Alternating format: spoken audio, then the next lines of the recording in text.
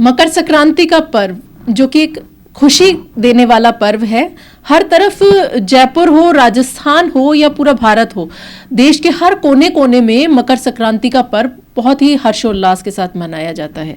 एक तरफ पतंगे उड़ती हैं तो दूसरी तरफ दान, धर्म और पुण्य के कार्य किए जाते हैं।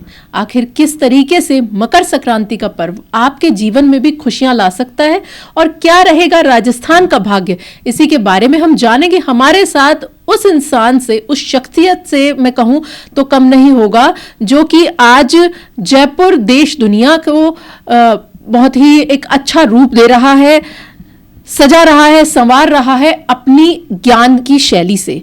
ज्योतिष, तंत्र, हर तरीके से उनके आगे पीछे घूमता है और वो उन्हीं अपनी जानकारियों से, अपने ज्ञान से जनता को रूबरू करवाते हैं, जनता को उनकी समस्याओं से हल प्रदान करते हैं। हमारे साथ अनुपम जौली जी हैं, उन्हीं से हम बात करेंगे और जानेंगे आज की इस जानकारी के बारे में। अनुपम जी। हाँ, नमस्कार। आप सबको पहले तो मकर संक्रांति की बहुत सारी शुभकामनाएं। पर मकर संक्रांति का इतना महत्व क्यों है, मैं शॉर्ट में आपको बताता हूँ। आप सब लोग ये तो जानते होंगे कृष्ण पक्ष और शुक्ल पक्ष होता है, जिसमें पूर्णिमा से लेकर अमावस्या तक आपका कृष्ण पक्ष होता है, अमावस्या से लेकर पूर्णिमा तक शुक्ल पक्ष होता है। इसे हम चांद्रमास कहते हैं, मतलब चंद्रमा का एक महीना तय होना। और चंद्रमा के मास से हमारे देसी महीने बनते हैं चैत्र वैशाख वाले महीने जो हैं, जिसमें चित्र नक्षत्र पे अगर पूर्णिमा होती है तो चैत्र का महीना होता है। तो हमारे जो 12 महीने होते हैं ये आप सब लोग जानते हैं। इसी प्रकार से सूर्य भी एक राशि से दूसरी राशि में जाता है और उससे सौर वर्ष बनता है 12 राशियों में। तो जब सूर्य एक राशि से दूसरी राशि में जाता है तो आपके कर्क राशि से लेकर धनु राशि तक सूर्य का जो पथ होता है उसे दक्षिणायन कहते हैं। तो वो हमारे पृथ्वी में एक उत्तरायण है और दक्षिणायन है। और जैसे ही वो धनु राशि से मकर में आता है तो इस उत्तरायण में एंट्री करता है और ये 6 महीने का टेन्योर रहता है। अब मकर संक्रांति से 6 महीने सूर्य उत्तरायण में रहेगा। तो जैसे कि हम लोग कृष्ण पक्ष और शुक्ल पक्ष में शुक्ल पक्ष को ज़्यादा बेहतर मानते हैं, ऐसे ही दक्षिणायन से उत्तरायण को बेहतर माना जाता है। उत्तरायण में दान पुण्य का फल भी मिलता है। वैसे तो दोनों मतलब 12 महीने करना चाहिए, पर इस घड़ी को जब उत्तरायण में प्रवेश करता है उस समय के दान पुण्य का बड़ा महत्व है। तो चलिए इसको थोड़ा सा और ढंग से समझाता हूँ।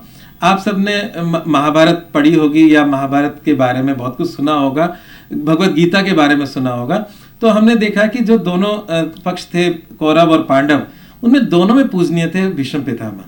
तो जब भीष्म पितामह को अर्जुन ने बाणों की शैया पे लिटा दिया तो दोनों पक्ष उनकी चिंता करते थे। हर युद्ध के दिन के शाम को उनसे मिलते थे और वो कहते थे कि पितामह, आपके पास इच्छा मृत्यु है, आप अपनी मृत्यु का वर्णन कर ले, हमें आपका दुख देखा नहीं जा रहा, ये कंडीशन देखी नहीं जा रही। पर क्योंकि उनके पास इच्छा मृत्यु थी, उन्होंने मकर संक्रांति का दिन चुना। उन्होंने कहा कि नहीं, मैं दक्षिणायन में नहीं, उत्तरायण के अंदर मकर संक्रांति के दिन अपना शरीर छोड़ूंगा। तो उस पुण्य दिन के दिन उन्होंने छोड़ा। तो ये मैं महाभारत से इसके महात्म्य को लेकर आ रहा हूँ। तो ये जो समय है पृथ्वी का और सूर्य का जो कोणीय गणित है, इस कोणीय गणित में सूर्य की रश्मियां हमारे शरीर पर पड़नी चाहिए। तो राजस्थान, गुजरात ऐसी जगहों पे पतंग उड़ाने का एक प्रचलन है, बहुत आनंद आता है बच्चों को। पर पतंग उड़ाते वक्त हम सूर्य की धूप को अपने शरीर में ले रहे होते हैं। दूसरी बात है दान का महत्व है।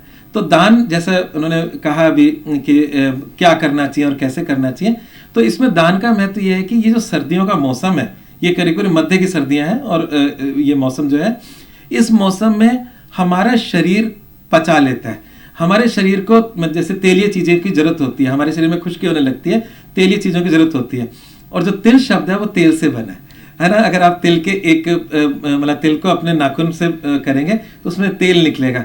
तो तिल के लड्डू, तिल की गजक और तिल की रेवड़ियाँ, इस प्रकार की चीज़ों को खाने का प्रचलन एक मौसम के अनुसार इस समय के लिए शुभ होता है।